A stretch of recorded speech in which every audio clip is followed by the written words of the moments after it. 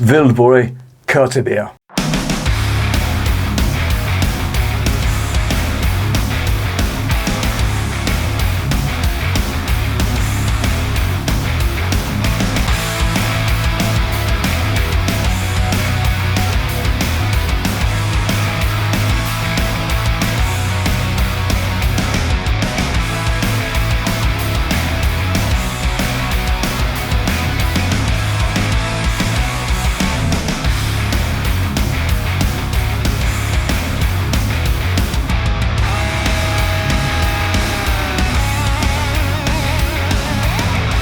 And remember, life is too short to be drinking shitty beer.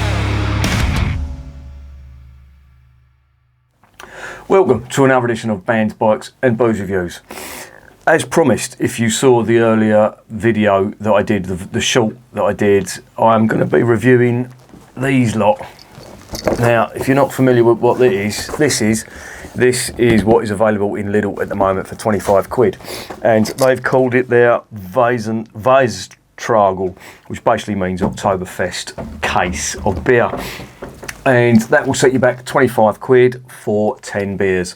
I showed that to my mate in Germany and he pissed himself laughing because of the price. He said it was very, very expensive. And having just come back from Bavaria and seen how cheap the beer is, it could fucking send me into a fucking rage at how much we're being ripped off for beer in this country. Over there, you can buy a quality bottle of beer, 500ml of Tegernsee, Klosterweltenberg, Helles, even the Märzen stuff. Roughly, the most you'd pay is about €1.35. So you do the math, as they would say in the United States, but it's basically, that's about a quid a bottle. We're paying double that, sometimes even treble, and I think it's a fucking disgrace. Don't get me started on the prices in the pubs over here. In Germany, especially in Bavaria, it is so much cheaper, and what a fucking selection they have got. If you ever get the chance to go over there, please do, because you will be absolutely blown away by the amount of quality beer that's over there for a good price as well. I got a crate of Augustina, would you believe, for €13. I almost cried as I was paying for it because I thought I was ripping her off. But yeah, they had everything over there. I went to a supermarket. I should have done a video. But didn't think. They probably would have thought, who's this English spy? They're starting the war again. You know what the Germans are like. Anyway, no offence to any Germans watching, by the way. That lot came from Lidl. As you know, Lidl are a German company. And there's one interesting thing that you do get in that pack, as well as the beers. You get this, and this is basically a beer guide. And it's, you know, if you're, no, please don't take this, I'm not being condescending here, but if you're a novice, then there is some good information on here. It basically describes all the hops, what they do, not types of hops, but certain types of hops and what they taste like. It's got the colours of beers in here as well, which is really good. I mean, if you're just discovering, or you want to discover German beer, this is a great guide. It really is.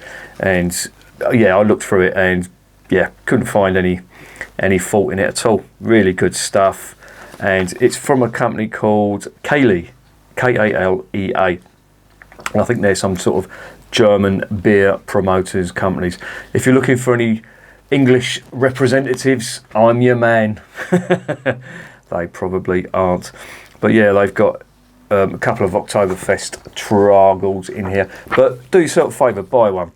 Because there's two good beers in here already. They've got the Schneider Weiss Fest beer, which I've already done on the channel, and I'm not going to do again. And they've also got the Hofbrau from Munich, their Oktoberfest beer as well. And I'm not going to do that because I've done that twice already. So, what have we got today? We've got this Kirtabier from Wildbräu. And there's Percy. Come on in, knob job. In you come. Come here. In case you haven't met him, this is Percy. Get out of it. I seen what you were licking earlier, and it weren't pleasant. What do you think of that, Percy? Hey? What do you think of that? Not impressed. Fair enough, mate. I was originally surprised to see a Kirtabier in here because Kirtabier is a kind of fest beer. Now I'll explain to you what it means. You may have come across the term before. I've only ever seen it once, and it's from Ainga. and their Kirtabier is legendary. It's fucking great. I've done it on the channel, and I think it got a 10 out of 10. It was fantastic stuff. It's a slightly darker, Märzen, you want to get down, mate? Call him. It's a slightly darker Märzen. I think that's how it's pronounced, Märzen. I think that's the right pronunciation.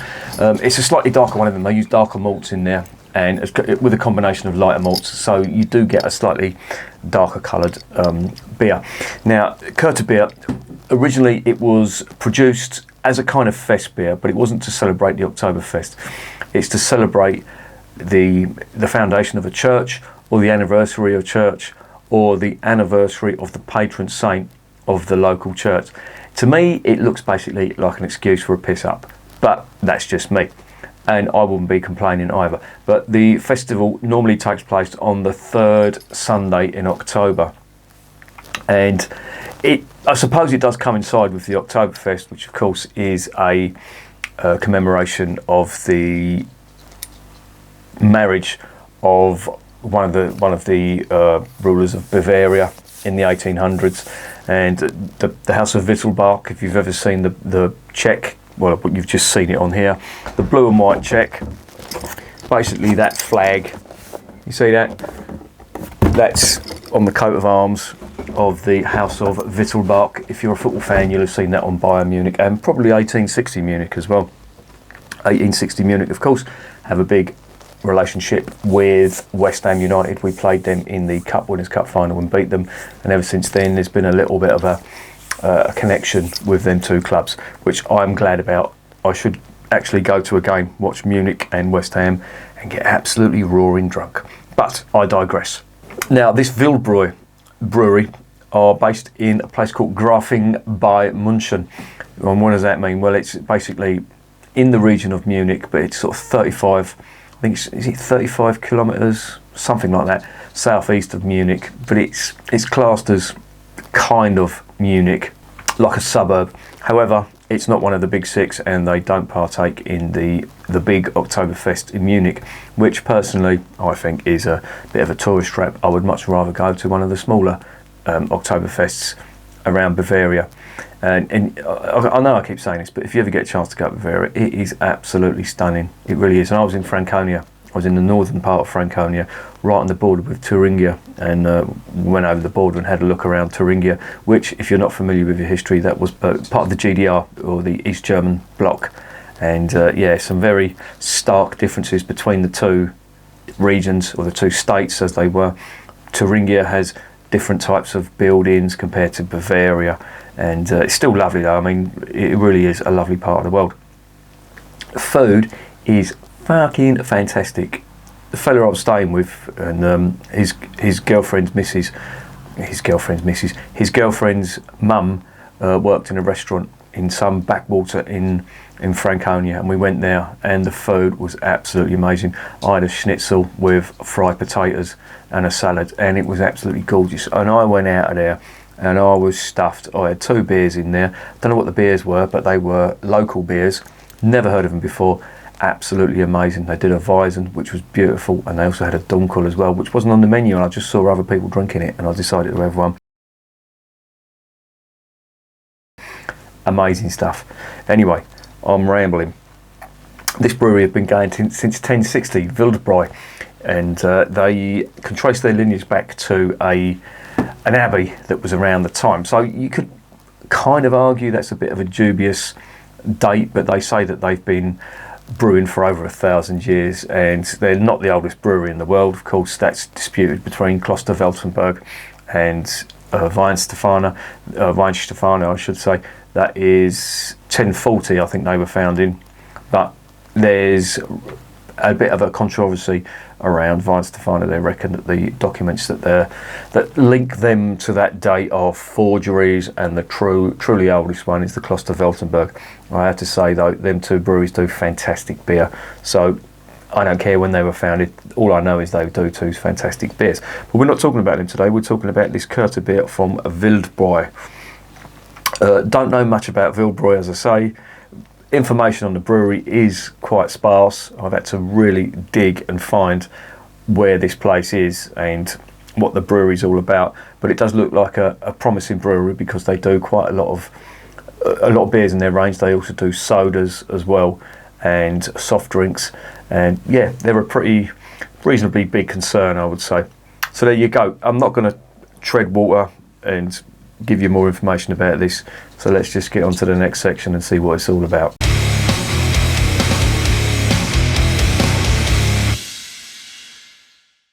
Right, 500ml bottle, no brew sheet. In fact, this beer isn't even advertised on their website, so I'm not sure what's going on there. Maybe because it's a type of fest beer, they haven't put it on here, and it's such a limited time. Maybe this is just specially brewed for Lidl. It doesn't say that on there. I don't know, but that's all I can give you on there. I mean, it says on the front it conforms to the Bavarian Reinheitsgebot of 1516. That, to me, that doesn't really mean a thing. That's, I think, is just marketing. It is a genuine Bavarian beer, if you can see the geographical protector status on the back, which proves that it is. The sell by date is the 13th of the 4th, 24, and that is about it, really. So yeah, not much info at all. Proof is in the tasting, as I always say, so let's get this open and let's see what's going on.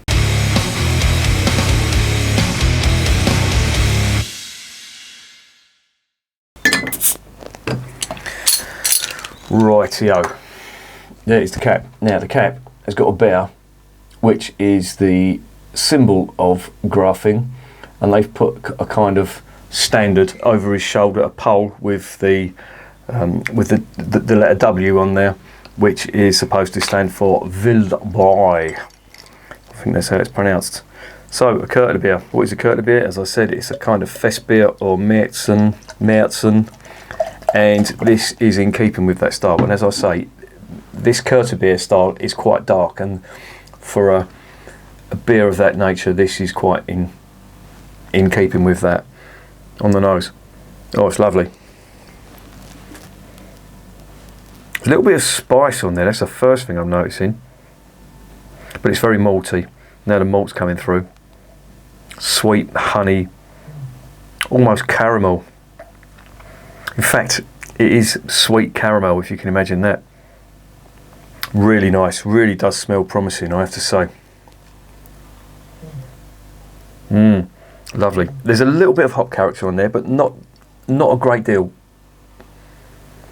And of course, these Märzens are very malt forwards. The hops are there, but they kind of take a back seat. This is all about the malt. So with that in mind, let's get this down my fat Gregory Peck.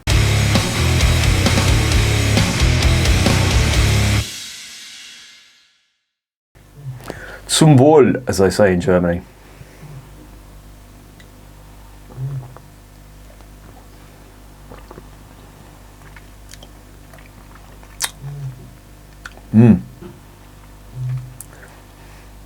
Well, it's not bad. It's quite sweet, I will say that. Almost reminds me of a sweet Belgian beer. There is notes of caramel on that as well, and as you can see from the colour, that is dark. That's like a copper, dark amber copper colour. Quite nice carbonation on that. That translates to the mouthfeel.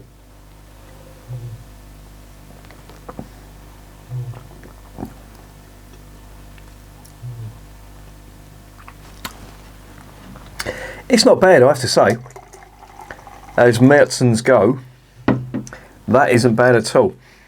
There's none of the real thick bready type finish on it. This is more of a sweet, subtle caramel, if you can imagine that, with a little hint of spice on it as well. But there's an overriding taste in it. I'm trying to work out what it is.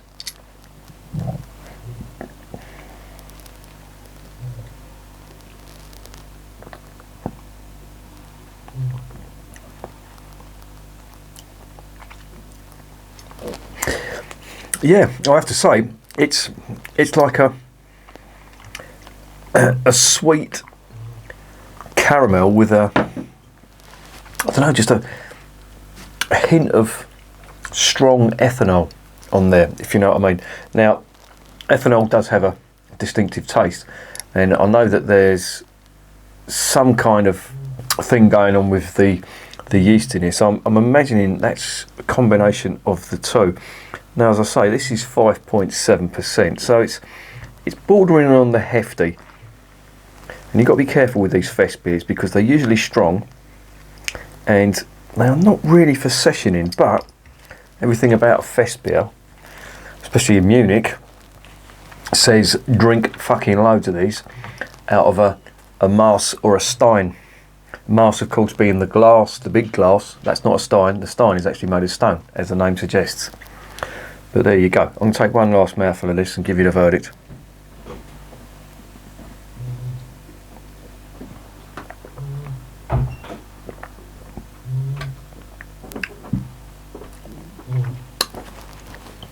I'll tell you what I am getting.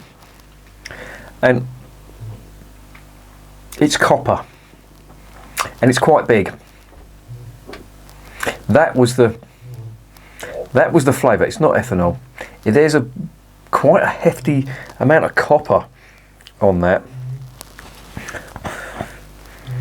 and I'm not sure whether it actually goes. Now I'm just looking here. I've got a penny. If I put that in my mouth,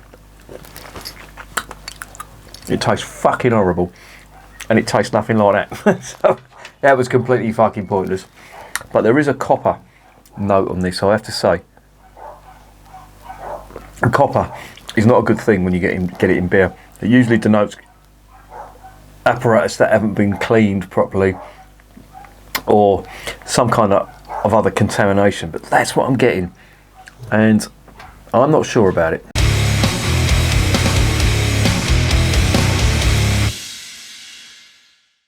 So what is the verdict on Wildbräu Kirtabier?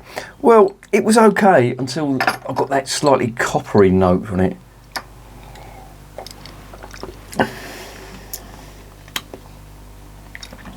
And there's a sweetness to it, which is nice.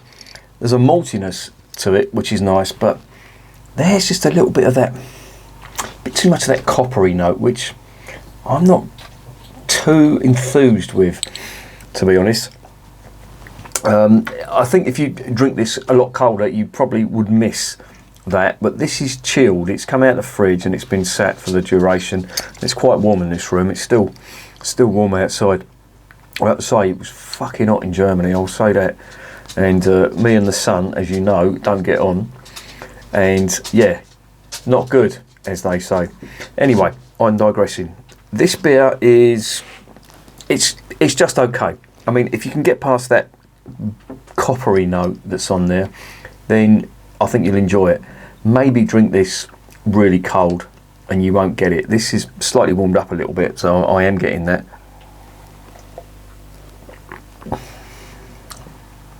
But it ain't bad. It's got the malty character on there, the caramel malt that's on there. You haven't got that bready note, which you wouldn't expect from a Märzen anyway.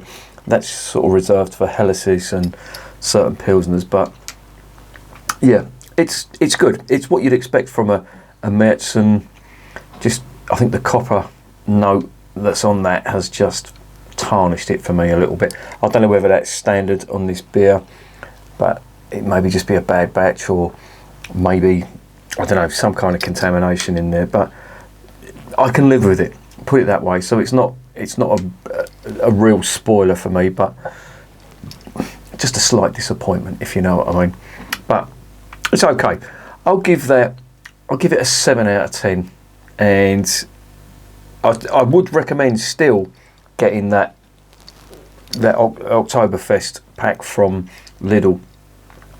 This is now, the date is, I think it's the 10th of it's the 12th of September, and I think they'll probably be doing that while stocks last up until about October anyway. There's a lot of other good stuff in there as well, food wise. I didn't buy any, but they did have some little German sausages, little bratwurst. I did buy them. I'm probably going to have these afterwards with that Hofbrau Oktoberfest beer. But as far as this goes, it's just okay. So I think a 7 out of 10 is a fair mark. And remember, beer is working class champagne.